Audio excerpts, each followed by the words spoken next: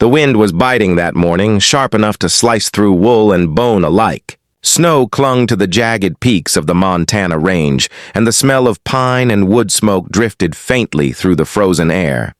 Henry Coulter pulled his coat tighter and nudged his old mule down the narrow mountain trail. It had been 6 winters since he'd spoken more than a handful of words to anyone. Once he'd had a wife and a newborn son, but sickness had taken them both before the first spring thaw. After that, Henry climbed into the high country and built his life out of logs, silence, and work. But now even that had turned on him.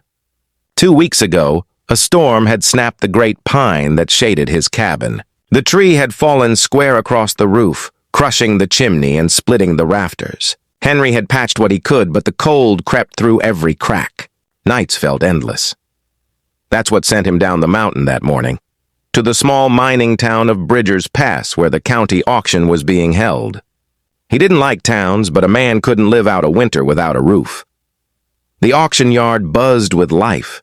Horses snorted in the cold, and men in wide hats clustered around a wooden platform.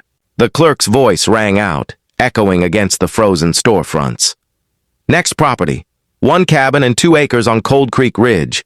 Abandoned, unclaimed, being sold by county order. Starting bid $50. Most men laughed. Cold Creek was too far up the pass. No road, no pasture, nothing but snow and pine. Henry stepped forward. 50. Heads turned. A few of the younger ranchers smirked. Nobody bothered to outbid the quiet mountain man. Sold, the clerk called, hammering the gavel. To Mr. Henry Coulter for $50.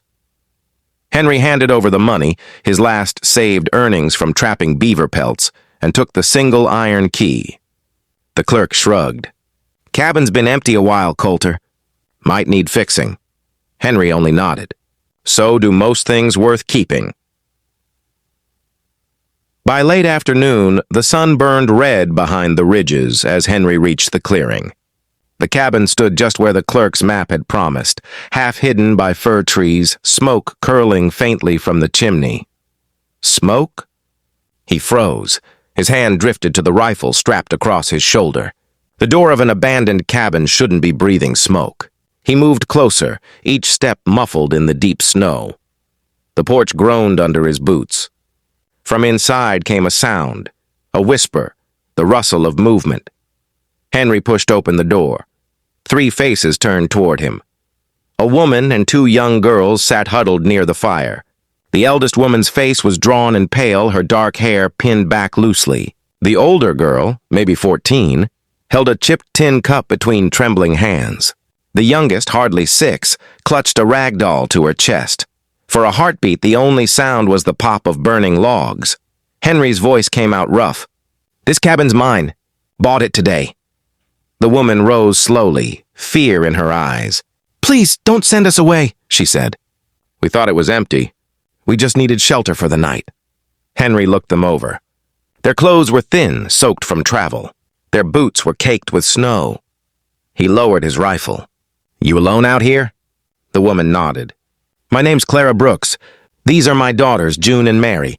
My husband was headed to Fort Harper for work, but he took fever along the trail. He didn't make it." Henry's jaw tightened. He glanced toward the window. The snow was still falling, heavy and silent. "You walked here from Harper Trail?" 5 days, Clara whispered. "We were trying to reach town. The horse died 2 days back. We found this cabin by accident." Henry looked at the little one, her face flushed with fever.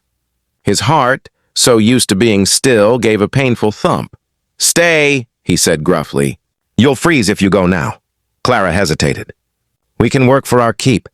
"I can cook, man." Henry held up a hand. "Ain't asking for that. Just stay till morning." He turned to the hearth, added another log, and busied himself heating water. The room filled with the smell of pine smoke and melting snow. When he glanced back, the smallest girl had already fallen asleep beside the fire. Her tiny hand rested near his boot. Later, after supper, the cabin grew quiet. The wind howled outside, shaking the shutters. Clara sat near the fire, sewing a torn sleeve while the girls slept. Henry sat across from her, cleaning his rifle. "You've been up here long?" she asked softly. "Since before the war?" he said. "Built a cabin 10 miles north. Storm took it last week." She smiled faintly. "You live alone?" He hesitated, then nodded. "Wasn't always that way." She said nothing, but her eyes softened. Silence settled again, comfortable this time. When Henry finally stretched out on the floor near the door, his thoughts drifted to the laughter he hadn't heard in years, the warmth he thought he'd buried with his family. Maybe it was the crackle of the fire or the soft breathing of the girls. But for the first time in a long time, he didn't feel quite so alone. Morning broke pale and cold. Henry rose early to fetch water from the stream. As he stepped outside, his boots sank deep into fresh snow, and he froze. There were tracks, not the women's, larger boot prints, leading from the woods straight to his cabin door, and then circling back. Someone else had been there, watching. He tightened his grip on the bucket and scanned the tree line. Nothing moved but the wind. When he returned inside, Clara was stirring the fire.